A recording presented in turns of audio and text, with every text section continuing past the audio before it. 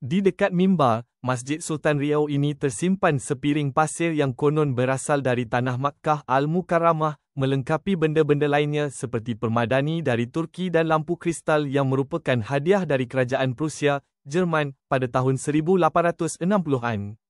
Pasir ini dibawa oleh Raja Ahmad Engku Haji Tua, bangsawan Riau pertama yang menunaikan ibadah haji, iaitu pada tahun 1820. Pasir tersebut biasa digunakan masyarakat setempat pada upacara jejak tanah, suatu tradisi menginjak tanah untuk pertama kali bagi anak-anak.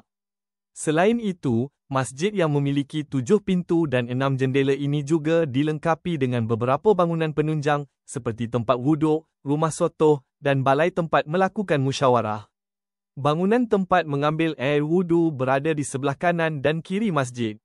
Adapun rumah sotoh dan balai tempat pertemuan berada di bahagian kanan dan kiri halaman depan masjid. Balai-balai yang bentuknya menyerupai rumah panggung tak berdinding ini dulu digunakan sebagai tempat untuk menunggu waktu salat dan berbuka puasa pada bulan Ramadan, sedangkan rumah sotoh, bangunan dengan gaya arsitektur menyerupai rumah di Arab namun beratap genting ini, sebelumnya merupakan tempat untuk bermusyawarah dan mempelajari ilmu agama. Beberapa ulama terkenal Riau pada masa itu, seperti Syekh Ahmad Jabrati, Syekh Arsyad Banjar, Syekh Ismail, dan Haji Shahabuddin, pernah mengajarkan ilmu agama di tempat ini. Dalam 2 kali pameran masjid pada Festival Istiqlal di Jakarta, 1991 hingga 1995, disebutkan bahawa Masjid Raya Sultan Riau di Pulau Penyengat ini merupakan masjid pertama di Indonesia yang memakai kubah. Tradisi Masjid Raya Sultan Riau Pulau Penyengat memiliki tradisi unik dalam memperingati hari-hari besar Islam, seperti Tahun Baru Islam setiap tanggal 1 Muharram yang ditandai dengan berkeliling kampung selama 3 hari pada malam hari dengan ratib saman.